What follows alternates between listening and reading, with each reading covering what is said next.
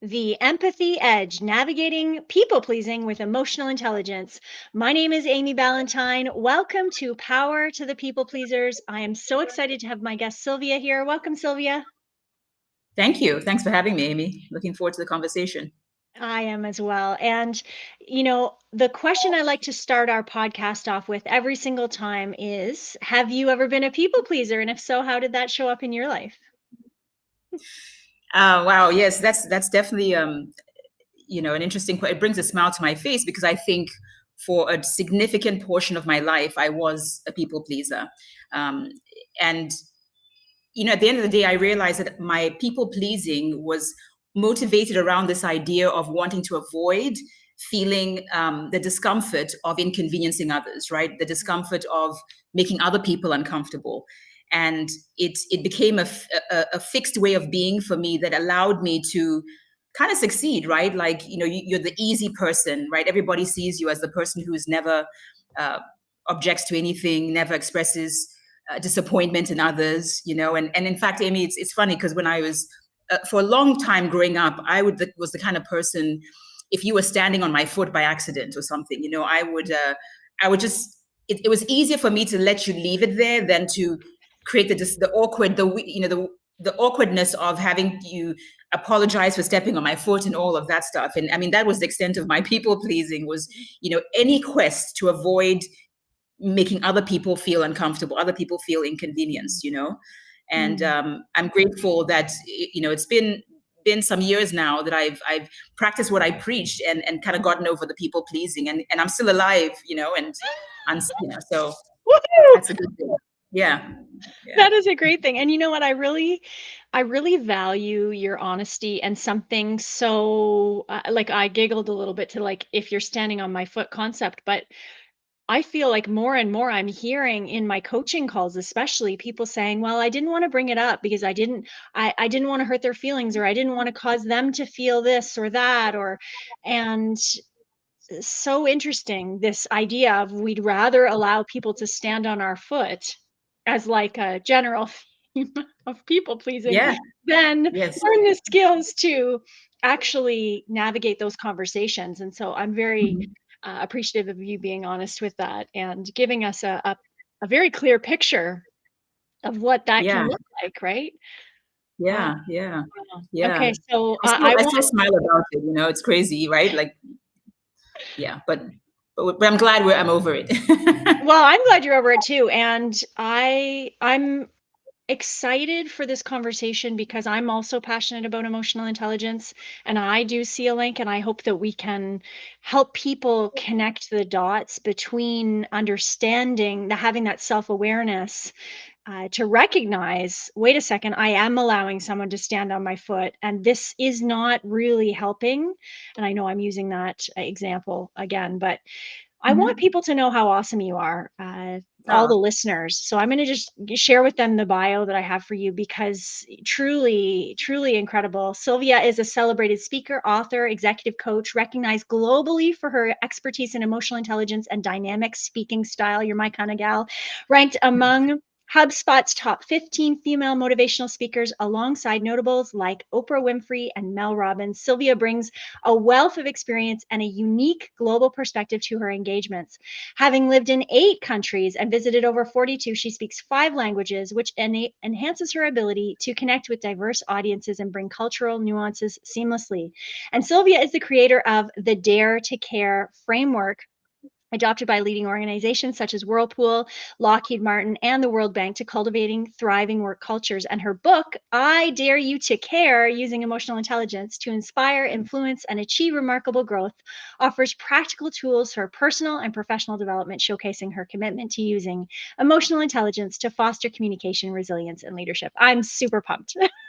Listeners, if you should be pumped, because Sylvia is amazing and excited to have you here. So let's dig in. Let's dig into this okay. conversation.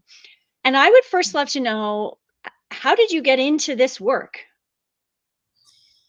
Yeah, it's a good question, Amy, because I think about the fact that I went to school for finance and French. That's what I graduated with from college in Virginia. I had no business being in the finance field. I was just following my father's footsteps. But at the heart of it, I wanted to do work that was in the people, the human capital business, right? And so I got certified as a life coach 24 years ago now. Wow, I can't believe that, when it was still a pretty unregulated industry, and built a practice for about 2 years, then got a little bit exhausted by all the coaching, all the individual clients I was working with. And I wanted to find a way to take these individual messages to a bigger audience at one time. And then so professional speaking was the natural progression. In the last decade or so, my branding focus has been on emotional intelligence, because I came to realize in the span of 19 years on the speaking circuit that I was speaking about emotional intelligence without calling it that. This idea that you look at how effectively you interact with other human beings, right? And everything, all the behind the scenes work that goes into us interacting effectively with other humans, which is really what makes us emotionally intelligent. And so for the last decade or so, I've really been focused on daring people to care about the way they are moving through this world, myself included. I love it. Well, and have you heard the saying? I'm sure you have, that we teach what we need to learn, right? And I know for sure that's the case for me, as every single time I peel back another layer of the onion, and the onion of Amy, and learn a new thing, I'm like, oh, okay. And this happens to be what I've been teaching for a time. Isn't that interesting? Right. So, Yeah. so I'm curious then, in this EI differentiation, you mentioned when we first got together and chatted, the component of empathy. Can you talk about that a little bit, and how this relates to people pleasing? Yeah.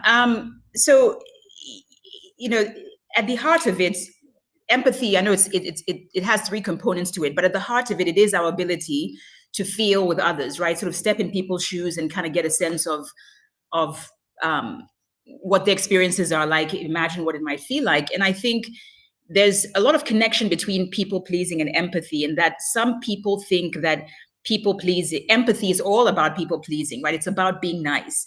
And I often say that, think about it, you don't need empathy when you're interacting with people you understand or agree with. Empathy is almost, we need more of it for those interactions that are uncomfortable, inconvenient, and challenging, where we don't necessarily understand or agree with the people we're interacting with. And so I think it's a myth often that people think that showing empathy means I'm people pleasing and I'm being nice, because I think empathy is actually the skill that helps us have those not so nice conversations, those not so nice interactions, and navigate them effectively, still leaving people feeling whole, right? Like as full human beings. So I can disagree with you and still leave you feeling whole, right? And I think so. Empathy can actually be the skill that helps us avoid people pleasing if we use it the right way, right? Because it's what helps us choose the right language, where we remain empowered to ask for what we need, to set those emotional boundaries that we need, while also being empathetic. So it's empathy and assertiveness all in one is really what helps us avoid the people pleasing, So I think it's very vital. And I think we need to discard this idea that empathy is about being nice and people, because it's not, and the more we dispel this myth, the more people will adopt the idea of using empathy as they navigate through their spaces, because it has nothing to do with people pleasing. I once interviewed a CEO of a healthcare company that I was doing a keynote for, and this guy was so remarkable because he had about 300 employees, and they had a really tough time during COVID, and everyone was burnt out, but they had done so well. And they were sending out some gift baskets to everyone just to say thank you, because they were all remote at the time. And his staff thought it was a good idea to send out these thank you baskets to everyone. But in addition to that, he said he wanted to send out 300 thank you cards, to each person. And his team's like, that's fantastic. We'll sit down and we'll help you. We'll knock this out in a couple of hours. And he said, no, I want to write each and every one of these cards myself, because I want to be thinking about the person I'm writing this card to. And I did the math. It took him about 2 minutes on each card to write these personal messages. If you multiply that by 300, that's 600 minutes, which comes to what, like 10 hours. 10 hours of this busy CEO's time was spent writing a personal note in a card. And when I asked his employees about how they felt, it was so far in terms of the capital that he built. Mm-hmm. At the same time, he told me about a time when he had to lay off a bunch of folks who had become like family in his organization because shareholder decisions, right? These weren't his choices. And he pulled everyone into his office who was being laid off and talked to them, explained things, offered to personally write recommendations. I mean, he really went above and beyond. And if you think about it, Amy, that was a not so nice circumstance, right? When people are losing their jobs, their livelihoods. And yet the empathy is what allowed him to not people please, but to be effective in really connecting. You know, that's the thing. When we people please, we deprive ourselves of the equal benefit we get from connecting meaningfully with others, you know? Yes, absolutely. And I really like, I mean, so much of what you shared there about the CEO. I hope people are taking notes on practical strategies. That was filled with practical strategies. And I wonder, when you are speaking with, the different clients you have in preparation for speaking with the large audiences, do you ever consider this idea of when people are in the state of fear of having the difficult conversation, and only seeing through that lens of, it's not going to be fun, it's going to be difficult, it's going to be challenging, it's going to be yucky, it's going to be hard. What strategies do you use to help that person tap into their emotional intelligence so they can handle that conversation, as you're saying, with empathy? That's a good question. You know, I think the immediate thing that comes to mind for me is the idea of we've got to start asking, find a question that you can latch onto in those moments when you know inevitably you're going to have the discomfort of what you're confronting, right? The conversation you know you need to have. And it could be a question like, what does honoring myself in this moment look like, right? Like you almost have to bring back a reframe to say, what does honoring myself in this moment look like? Maybe you have the emotional pressure of having to say no and the guilt that comes with that and the anxiety. And then just being able to interrupt that thought by saying, well, but what does honoring myself in this moment look like, and my values and boundaries and needs, so that I can be, empathetic of their situation as well, right? But I think one thing that jumps out at me, Amy, is as you were talking, asking me the question, I think about a concept that I use, and it's not just for the people-pleasing situation. I actually use this in multiple areas of life, but it's this idea of being mindful of how you frame the questions you ask yourself. So in those challenging, confronting moments, right, difficult conversations, interactions we don't want to have, but we know we need to have them, most of us are going to default to talking to ourselves with why questions. And I call these barricading questions, right? Yeah. So I use the word barricading because I think about how why questions block in our thinking. They really close us in and leave us feeling really disempowered about the situation we need to confront, okay? And what I want to invite people to do is think about asking gateway questions, which typically begin with the word how or what. So let me give you an example here. If someone says, well, hey, why am I always afraid of saying no, right? Or why do I feel guilty when I put myself first, right? Those kinds of questions. Yeah. Those are loaded, they're legitimate questions, but they're loaded with, they're weighty. Like, it's very hard to answer the question in an immediate moment. Why am I always afraid to say no, right? That's loaded. But the reframe, the gateway question, which opens the gates to forward thinking. It's the reason I use the term gateway, right? Things like, hey, how can I stay true to my needs while being compassionate? The person who's saying, how can I stay true to my needs while still being compassionate, is going to look for solutions versus the why am I always afraid of saying no? That's a very difficult question to answer. The person who says, why do I feel guilty when I put myself first, right? The reframe could be something like, hey, what can I do to honor my boundaries and still offer support? So that person you're much more practical, right?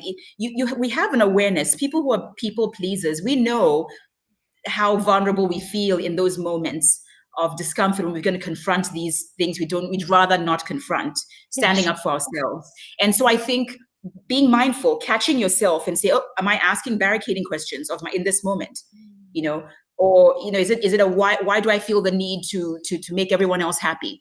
We've got to catch ourselves with these why questions. Instead, you're like, hey, what would it look like if I prioritize myself and my happiness while being considerate of others? That person is going to be creatively looking at how they can navigate situations differently. And at the end of the day, Amy, I always talk about the fact that, we people please because we're avoiding discomfort. It's not an emotion that our brains like to experience, right? So we want to avoid discomfort. And yet it is truly my belief that discomfort is the cost of fulfillment. Yeah. Right? We're people pleasing because we want to feel fulfilled. We don't want to create enemies. We don't want people angry at us and upset and disappointed. So that's why we people please. We want to feel some sense of fulfillment, that we're navigating this world in a productive way where everyone's experiencing us positively. But we've got to sometimes get uncomfortable because discomfort is the cost, of fulfillment. Yeah. Yeah, I really like that. Discomfort is the cost of fulfillment. And I would add, and growth, right? When we experience discomfort, it's often a window to where our next layer of growth is possible if we choose to walk in that direction. And I love how you have provided practical questions that people can note down, and I challenge them to get out their handy little sticky notes and put some of these questions available to them in their office or their home so that they can practice this. It is a practice, right? It's not, okay, I've asked myself this question one time and now I'm suddenly not going to be a people pleaser anymore. It's building the habit of asking yourself the question and recognizing when you're saying the why question, wait a second, that's not helpful right now. How can I reframe this to a how or a what question, to honor my own self? I love that. And I was going to ask you about reframing, so I'm glad that you brought that up. I'd love to know, in your book, I Dare to Care, is there a particularly helpful message in there that you'd like to share as a kind of a teaser to this audience, so people are like, oh yes, I'm going to go buy this book right after I listen? Yeah. Well, a special teaser. The thing I will say is that I understand that in order for emotional intelligence to really in order for us to be effective at being emotionally intelligent, which is what helps us avoid people pleasing, right? In order for us to avoid, to be more effective with our emotional intelligence skills, it has to come out of our heads, off the pages of books, mine included, and with us into the streets of our lives every day. So one of the most important things I did in writing this book was to make it largely anecdotal, because I understand that emotional intelligence needs to be a lived experience. You need to live it out loud. It can't be intellectualized.